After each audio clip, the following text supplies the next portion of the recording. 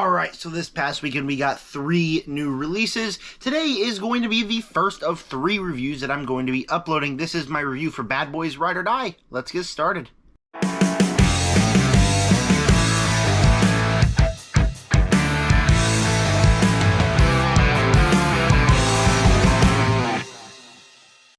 Alright, so heading into this movie, when it got first announced, when I first saw the trailer, I wasn't super excited for the movie because I've never seen a Bad Boys movie, but this last week I didn't even rewatch, I watched them all for the first time, all 3 Bad Boys movies, and I really like the franchise. This is like a really fun, really energetic franchise that I really enjoyed. Was 100% for me. So yesterday I did go on a double feature. I saw this and then the movie that I'm going to review in the next video, The Watchers.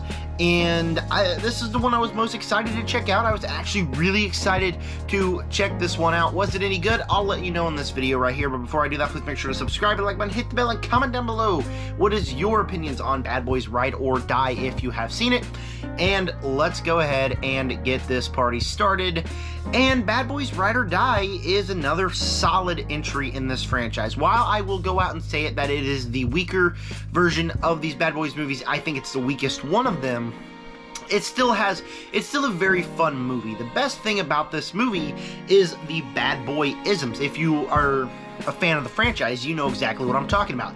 The chemistry between Martin Lawrence and Will Smith, the action sequences, the comedy, all that is there and it's present and it's really fun. Again, heading back to the chemistry between our 2 leads, they got, I think, one of the best chemistries on screen I've ever seen in this buddy cop kind of manner. They're funny, they're charming. You like the characters, especially after those last 3 movies. You're really invested in the characters, and they just have those funny sequences. One of my favorite things about the Bad Boys franchise is that they always have these sequences that you're just not doing anything to the plot. You're just hanging out with Martin Lawrence and Will Smith, and that is my favorite part of any Bad Boys movie.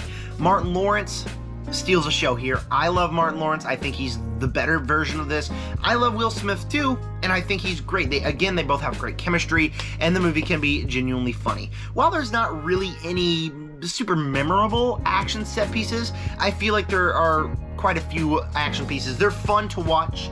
Obviously, I love action movies, so watching this movie, watching people get shot up, big explosive scenes, it's gonna amend to me. I had fun with the action sequences, and so while I don't think that there's anything as memorable as in Bad Boys for Life, the last movie that this directing duo directed, I do think that there are some solid action pieces in here. The big thing stand out about this movie and the rest of the franchise is that it finds a way to actually have a family, like actual characters returning. Those first 2 Bad Boys movies were just like Martin Lawrence, Will Smith, and then the cops. That's about it. You don't have anybody that's returning. The last movie, For Life, we have all these characters that we meet, and they're back here, and they're all charming, and they're all fun, and that's the best part about this movie, I think, is that it's able to have this, like, sort of returning character feel like a solid sequel to the last one, and it's all just really fun. That's something that made this movie stand out. Now, I did mention that I think this is one of the weaker Bad Boys movies. I will still agree that it's the weakest one, and that's because coming out of For Life and saying that's a great movie, really fun, has so many iconic sequences, I don't think that this one's as memorable. This one's more of a generic action movie than normal. The plot doesn't really have anything super memorable. The action sequences, like I mentioned, aren't as memorable as the last movie. From the last movie, there's things that are just stuck in my head, like this really cool shot. Martin Lawrence, after his car just got smashed, and Will Smith goes in to investigate, he's just standing there doing something, and then overhead you see Will Smith go flying through the window with the bad guy. That is something that is really, really cool, and there's not really any shots or sequences that stay in my head like this. All the other 3 Bad Boys movies have memorable stuff. This movie feels more like a generic action movie. It's fun to watch, but it feels more superficially fun than the others. There's nothing super memorable about this film.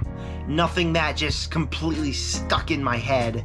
And so while I go into this franchise, while Bad Boys 2 is amazing, it's my favorite Michael Bay movie, while Bad Boys for Life has this emotional undertone and actually has character arcs in the movie with also some awesome villains and awesome action, we head into this movie and it just starts feeling like, yeah, it's fun, but the more the movie goes on, it felt fun, but it felt superficially fun. By the time the movie was over, about 2 hours later, I could barely remember what the plot was about.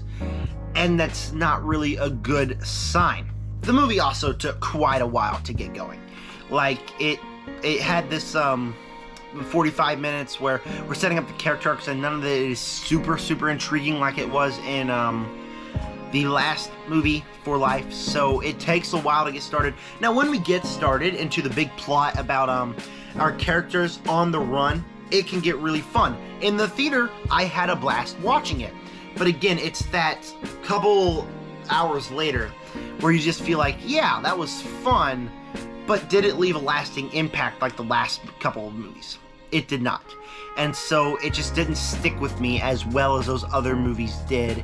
And so, frankly, I think that this is the weakest one in the franchise. Still a fun time at the theater. I still enjoyed it, but I just felt like it should have been a little bit more. And so that's why Bad Boys Ride or Die is going to get a B- from me. Next video is going to be the Watcher's review. Then I'm going to review Hitman. Those two are coming up next. And then I'm going to have a Bad Boys ranking here in the next couple of days. So stay tuned for that as well. And with that said, subscribe to the Nerd Army. Peace out.